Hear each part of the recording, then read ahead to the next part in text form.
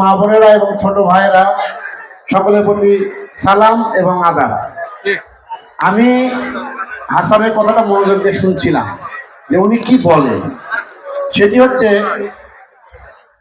আমাদের ধর্মের আয়ুব একটা কথা, হাসান একটা খুব মূল্যবান কথা বলেছে, আমার বলা যাবে কিনা আমি জানি না। আমি যেটি বলতে চাই, কিছুদিন আগে আমরা একটা সুন্দর দিন কাটালাম, 1 মাস আমরা সিয়াম সাধনার মাধ্যমে রমজান মাসটি আমরা কাটিয়েছি। মাত্র 3 দিন আগে আমাদের পবিত্র ঈদ উল ফিতর অনুষ্ঠিত হয়েছে এবং সেটার আমেজ কিন্তু এখন আমাদের শরীরের মধ্যে রয়েছে, গায়ে এখন আমাদের ঈদের গন্ধ রয়ে গেছে। অনেকে আমরা ছুটিতে যারা বিভিন্ন কর্মক্ষেত্রে থাকি তারা কিন্তু আমরা গ্রামের বাড়িতে এসেছি, সবার বাড়িতে বাড়িতে যাচ্ছি, দাওয়াত খাচ্ছি, সবার সাথে কোলাকুলি করে নিজেদের মধ্যে হৃদয়ের প্রেমটা ভাগ করছি। কিন্তু এখানে হাসানের কথা শুনে বুঝেছি উনারা কি বাদ, এটা বলছে সুফিবাদ।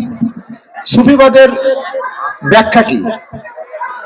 আমি রমজান মাসে ইফতার মাহফিলে আপনি 30 দিনে 30 জায়গায় আমি ইফতার পার্টিতে গেছি এবং প্রায় 20 থেকে 22 জায়গায় আমি ইফতারে বক্তব্য রেখেছি।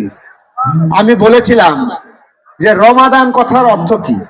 আপনার আরবিতে রমজান মাসকে বলা হয় রমাদান, আমরা বাংলায় বলি হলো রমজান।